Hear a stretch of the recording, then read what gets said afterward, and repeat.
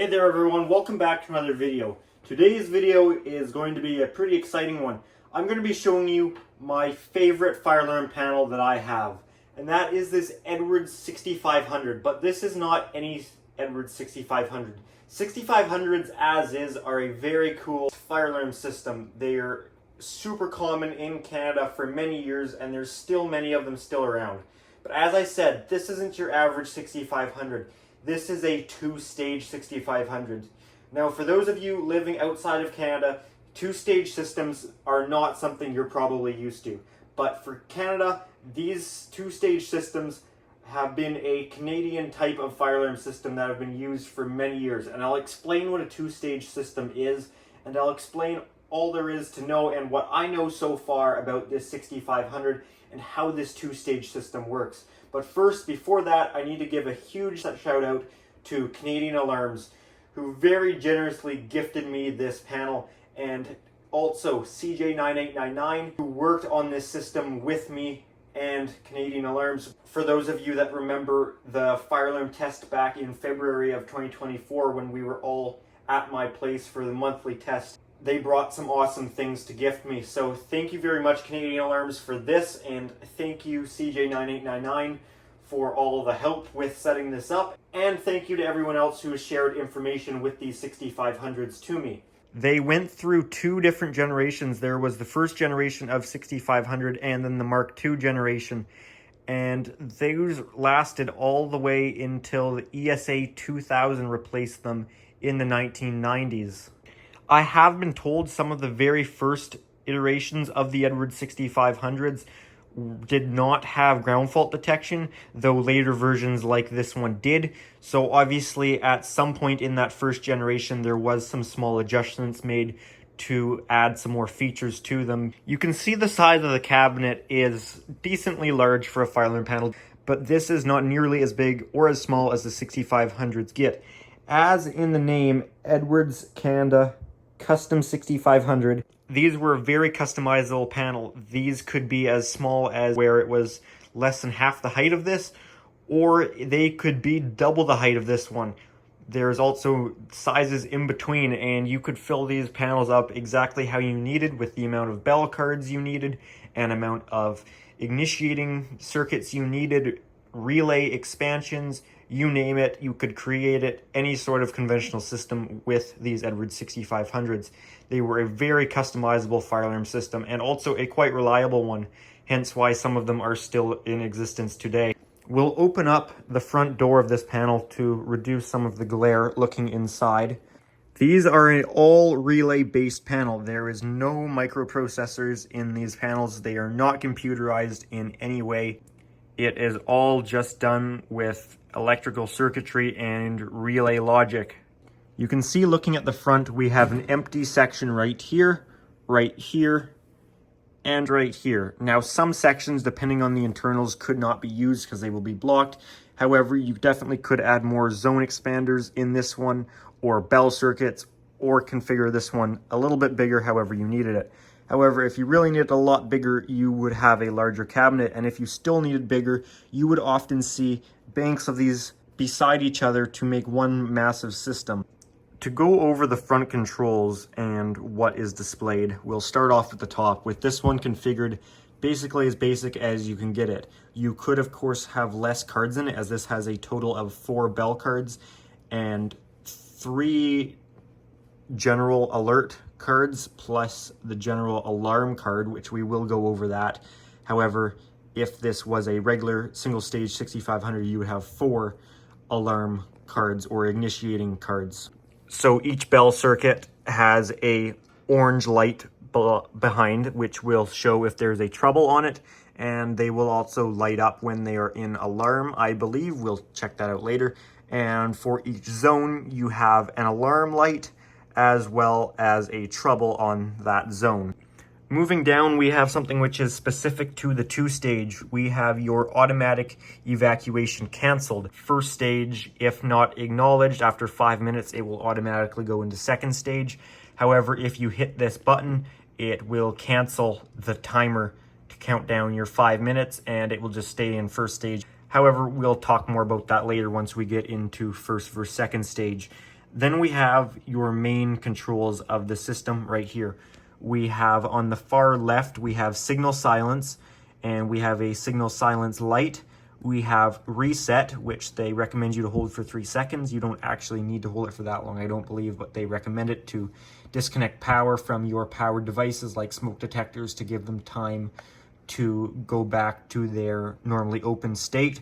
You also have a signal silence button, so that is your acknowledge button for any general troubles with the system, or supervisory or alarm buzzer. Actually, I don't think this panel has a buzzer that will buzz in alarm, but that will be your trouble acknowledge.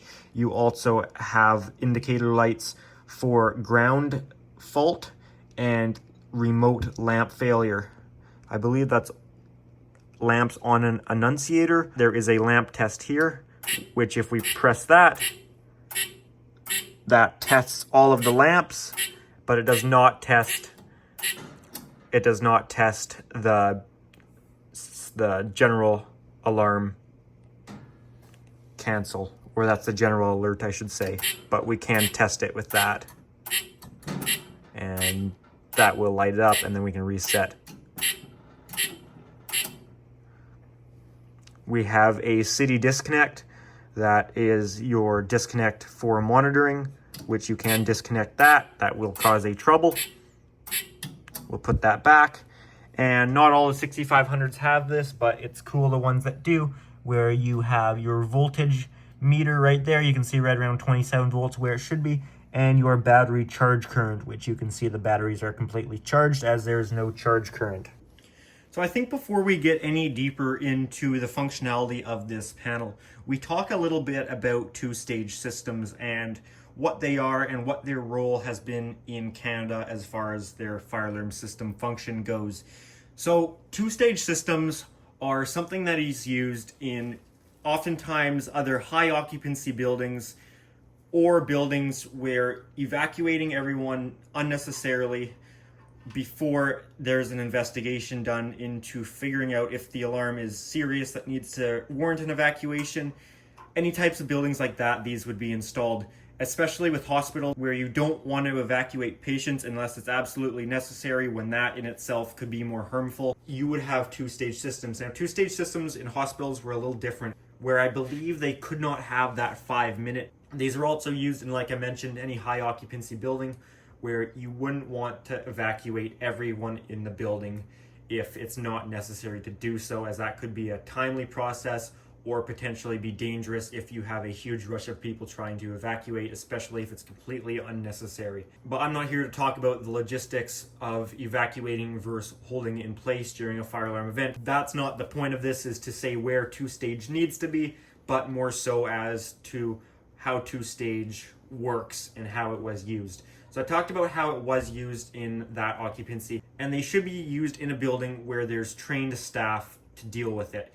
It's sort of like how pre-signal is used in the US in buildings where there's trained staff to respond to it, where if it's not acknowledged within a certain amount of time, it will go into full alarm, or if more than one device go off. There's tons of ways it can be programmed in these modern systems, but it's a way of alerting those in the building that are responsible for handling a fire alarm situation, but without evacuating all of the occupants of the building.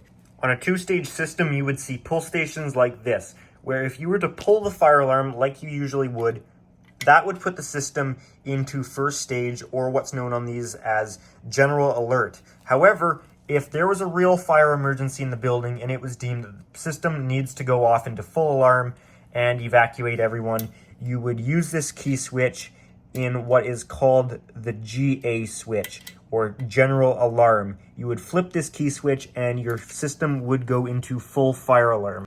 I'm not sure how the relays worked, if your relays will only switch over to their alarm condition once your full alarm is active. I believe that's how it might be, but I could be wrong. That, and for call out with the phone lines or monitoring, I'm not exactly sure at what stage that went off. I have also heard there was some situations with these where if more than one zone was triggered, that would also cause a full alarm. Say you pulled this and that put it into first stage, but without using the key switch to put it into second stage, another pull station or say heat detector or smoke detector was activated, that would put it into second stage or general alarm if it was in another zone. It is possible too that something that's a higher priority like sprinkler flow would be wired into the general alarm, and that would create a full evacuation on any sprinkler flow. However, they would also need to be wired into a normal zone because your general alarm circuit would run throughout your entire building. It will not tell you what zone it's in because there's only one general alarm circuit for the whole building. So let's just say, as an example, you have a 10-floor building. Each floor has pull stations on it, and each floor is on its own zone. So you would need 10 zones to do all of your general alert or your pull station itself, your pull handle, as well as doing your smokes and heats, whatever else is on that floor. But your general alarm, your key switch that puts it into full alarm, you only have those 2 wires, so they would need to go through each pull station on each floor. They'd need to go into the box of each pull station in each zone because you've only got one of that general alarm circuit, and then it will still need a resistor at the end of the line just like any other zone. And as I said, if you wanted to bring that into a sprinkler flow switch because that needed to trigger a full alarm, you could also bring that into there. However, you would need to bring a zone to it as well to actually give some idea of device location. Of course, it's not as specific as dressable, but you'd still want it to be in the zone that it's responsible for protecting, because the general alarm gives no indication of location. It is just putting the system into second stage or general alarm. I hope that makes a little bit of sense. Let's take a look inside the panel itself before we go ahead and start testing it and I do some more explaining. We'll take the front cover off here, pick this up, take this out, and here we can see inside this panel. You can see all of our components. It's all relay logic. Here is the one zone I'm using for the general alert or the first stage, and here you can see this guy labeled here, general alarm circuit. So that's the one and only circuit that you would run through every GA device or general alarm. But this is what puts the system into second stage or full alarm, full evacuation. And there's only the one circuit, and then everything else can be a zone. But you could have 10 more cards if you wanted. I'm sure there is a limit to it. I'm not sure what it is, but you could keep having more and more rows. You can see here's some of the 6500 parts, relay cards, zones, and your ones for your bell circuits. There's tons of them. I've got boxes and boxes of 6500 cards and parts up here. You can see if I take a bulb out, that will create a trouble.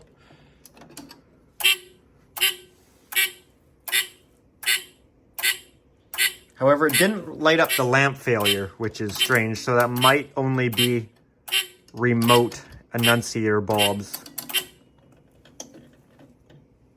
And if I was to remove an entire card, that will create a trouble. So these are the zone cards. This is your general alarm, your second stage. Gotta be careful because sometimes these will go into alarm when you plug them in. You shouldn't really unplug them powered up. These here are your bell cards. You can see these each have a 3 amp circuit breaker, 3 amp continuous.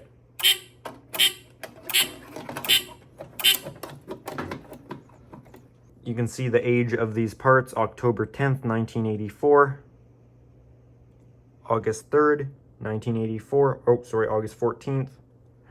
This here is your main control card with all your buttons on it. You can see this is a newer one as it's a LED power indicator. 2 of the 3 diodes are burnt out.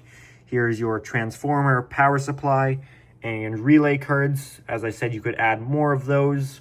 Moving back up, this is your 2-stage card. This is what gives it the 2-stage functionality. is this here. This is that acknowledge for the second stage, because how it would work is if it was put into first stage or general alert and not acknowledged within 5 minutes, it would automatically go into second stage. So that's why these are designed if the building has trained staff to handle the situation and see what needs to be done.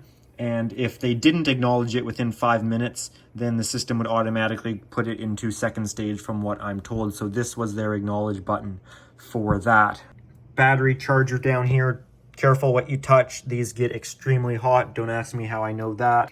For this system, I have a 10-inch mirror tone bell. It's not the most fitting, but it's, well, actually it's not bad at all. It's a vibrating bell, which is what we want because it's a pulsed signal for the first stage. Let's talk about that. This does it a little bit different than how you'd see a modern two-stage system. This is 70s technology right here. Well, probably 60s or 50, because fire alarm is typically about 10 to 20 years behind the rest of the world in technology, as it needs time to prove that it's going to be safe and reliable. Just like we didn't see fire alarms getting microprocessing until the late 80s and 90s, even though computers had been invented years before. Technology's got to be tested with time, making sure it's solid. So this is really 40s technology in this, probably earlier. But for the first stage, if this is activated into general alert, it will pulse the bell very shortly for every couple seconds. And then second stage, or your full evacuation, you might think, oh, is it going to be temporal 3 like a modern system? No, it's just continuous. This is about as Canadian as it gets for a fire alarm system. Modern two-stage systems do it a little bit differently. Typically, first stage is 20 BPM, and then second stage on a modern system would be temporal 3, which is your standard evacuation tone. As I said, though, with this, that's not how it is. It's old school. So let's go ahead and take a listen to it. So we're going to replicate putting it into first stage, which this could be any device that's wired up to a normal zone would put it into first stage, whether it's a pull station handle or a smoke detector, heat detector, sprinkler flow. Any of those devices could also be theoretically wired up to the second stage. It just depends on the wiring. So let's do it.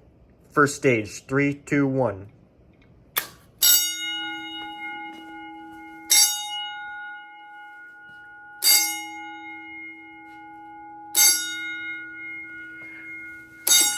You can see this is our zone that's active, and you can see when it pulses the bells. I'm going to put the front cover back on so we can see how it would truly look.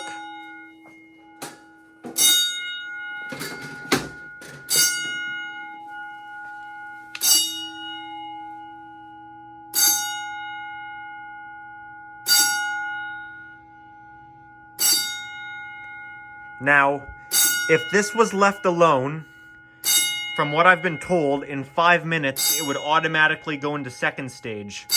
To stop that timer, we push to acknowledge first stage signal. There you see, automatic activation is now canceled, so it will just stay in first stage like this. So we've stopped the automatic second stage. However, if we needed to manually activate it into second stage, or what would happen if you wanted to manually activate it before the 5-minute timer went and it did it automatically, your trained staff would take this key, insert it into the general alarm switch,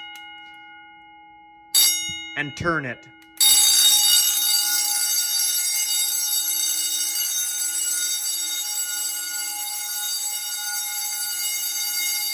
And this is your alarm. And the system is now in full alarm.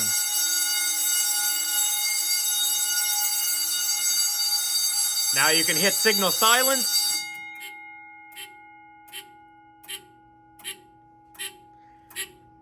We can acknowledge that.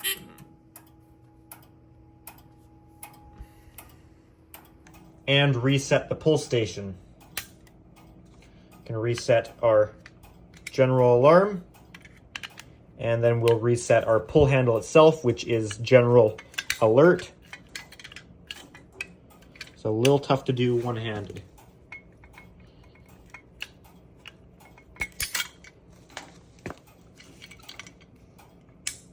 You can see the model of this is 270 GAO.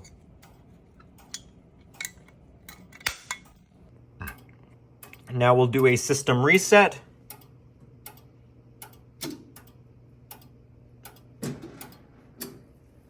And there we go. Now you can also take this and put it directly into second stage.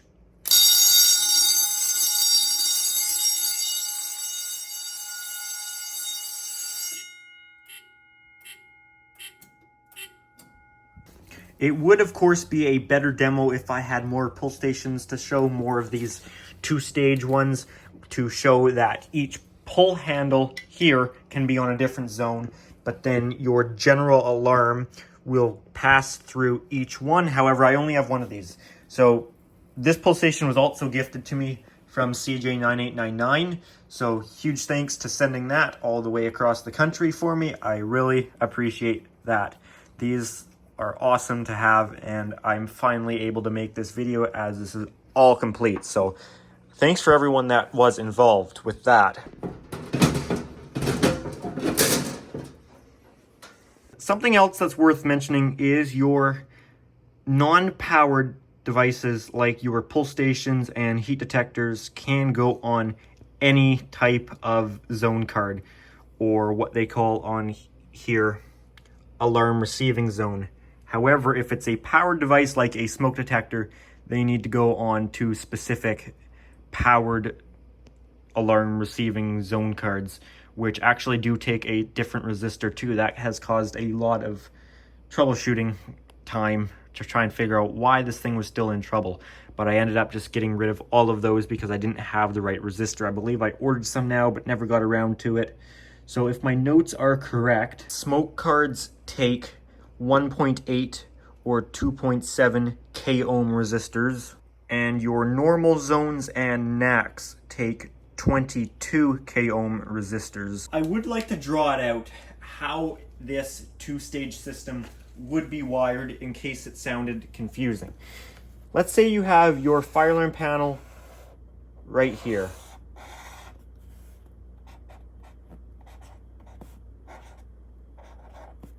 And you have, let's say in this case, we're going to have 7 different zones. 1, 2, 3, 4, 5, 6, 7. But then remember that last top one is your GA, or your general alarm.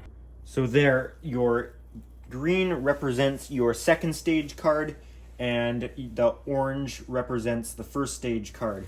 So I'm not sure if we're going to use them all in this building, but let's say we have a few floors. We have floor number 1, floor number 2, floor number 3. And we have 3 pull stations on the first floor, and the second floor, and the third floor. Well, how would we wire this?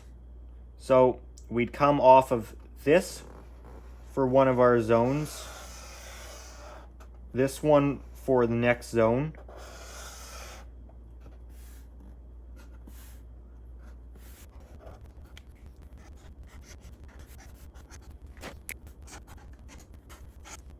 so there you go. That's basically your normal fire alarm system where you're wired into each device. However, this system, we also have our second stage, remember. So we'll also need to take that out. And for this demo, I'm going to bring this around the other side, and we're going to start into our first floor.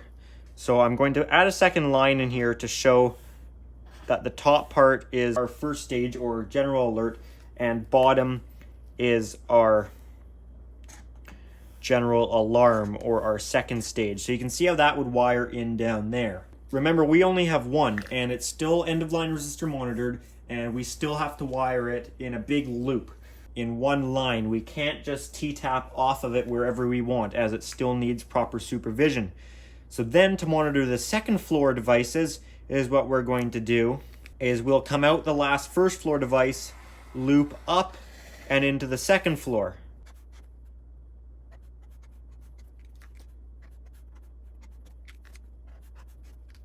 Then once we're through the second floor, well, it's getting kind of crowded over here. So in the actual building, I'll show another way. You could run it back through the same conduit and then up to the next floor that way if you wanted.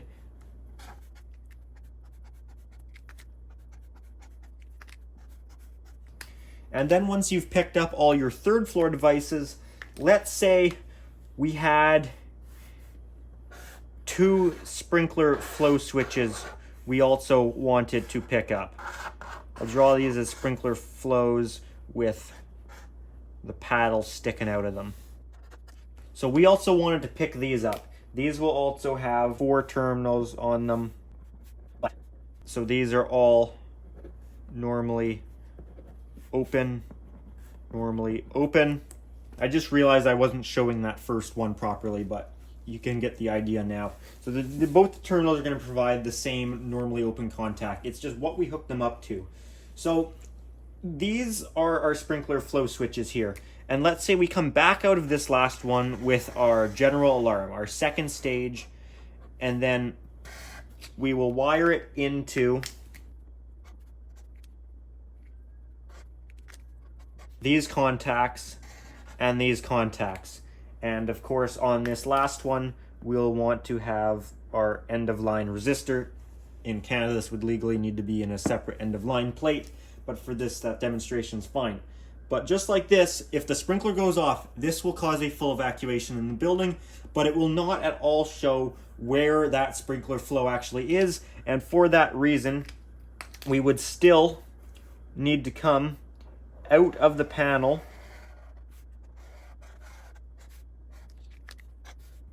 and into each flow switch separately. And if that's the only one on the circuit, that needs its end of line resistor there. So hopefully that's not too absolutely confusing, and that explains how that would be wired with that GA or that general alarm signal. If I had a building closer to my house with the 2-stage system, I would definitely walk through there and explain it. However, I'd probably not only be questioning what I was doing, but I kind of need to actually access things to show you in behind. I wish I was better at animating things and could actually show a better visual demonstration of how it's wired, but for now I have to stick to drawing it on paper, and I'm just going to hope that made some bit of sense. It made sense in my head, but I've also had practice. I can simulate activating a few more zones. This one here is our one with our pull station that I already showed, but we can activate it again.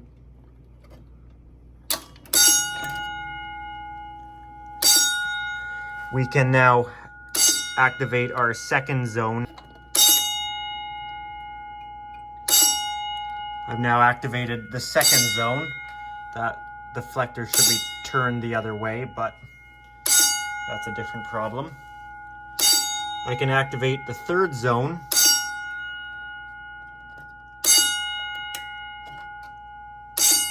But that doesn't change anything until we set off our general alarm.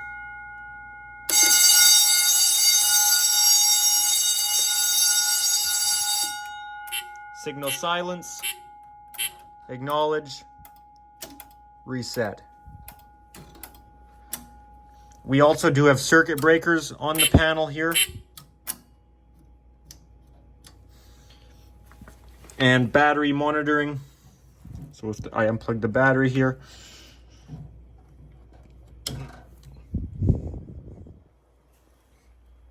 Okay, well, maybe not. These might not monitor batteries, but the batteries do work, because if we unplug power, you can see how much happier that buzzer sounds, but we are now have no AC and we're running on battery backup. But you can see the alarm function works just the same.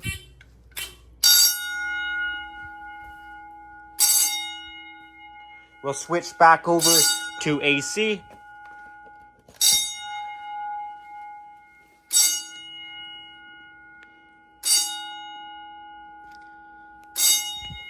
So now I'm going to wait 5 minutes and watch the system automatically go into second stage. So I'm not going to end this video at all. I'm just going to leave it recording and set it down on the tripod.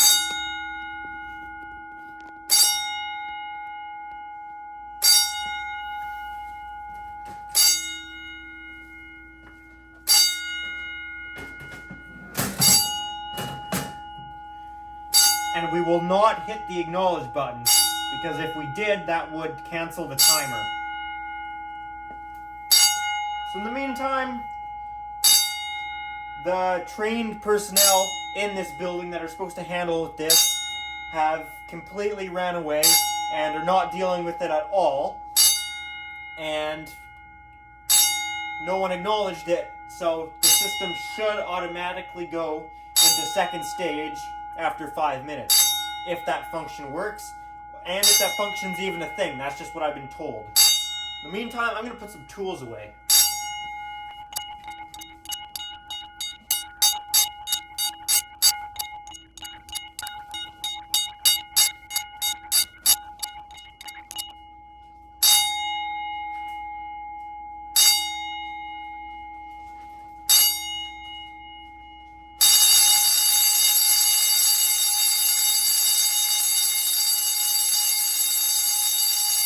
And there you go!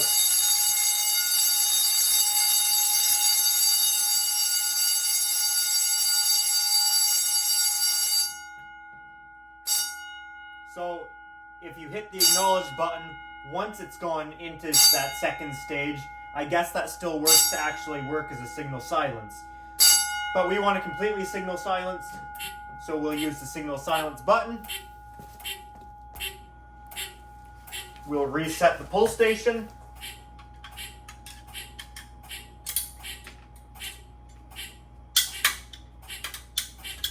Helps if you put the switch down.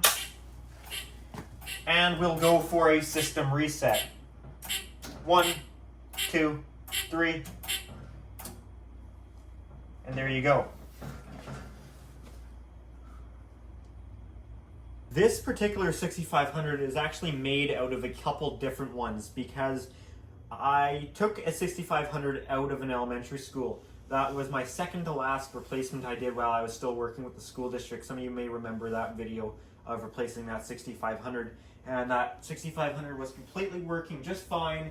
I took it home and then it did not want to work perfectly fine. It had a trouble on it that I could not figure out what was causing it. I thought it was something to do with the remote lights on the annunciator, and I tried installing some jumpers to what I thought would stop remote lamp monitoring off of the zones. I tried messing with the zones. I even took out every zone circuit that would run those remote lamps. It looks like they are ran off the same zone initiating cards.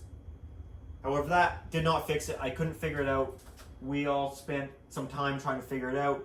We got nowhere with that. So I took all the guts out of the cabinet. I still have all the parts. I didn't throw them out. They're still around. But Canadian Alarms, when he came over to my place, he brought the guts out of the 6500 two-stage that he had. And originally, we were going to put them into this 6500 here. This one still has all the guts in it. This one's still there. It's also got a trouble I can't solve. But that was a larger cabinet, and these things as is are super heavy. That the smaller, the more compact cabinet, the better. This is just for a demo. I'm probably only ever going to run 1 or 2 zones on it. I don't need a cabinet that can be expanded that much, so we swapped cabinets, and I thought I would put it in the smaller cabinet that I got out of that last elementary school. And all of the face plates, covers, whatever you want to call them, those have been swapped around from a million different 6500s, and I got the cleanest ones I could to get this put together as best as I can.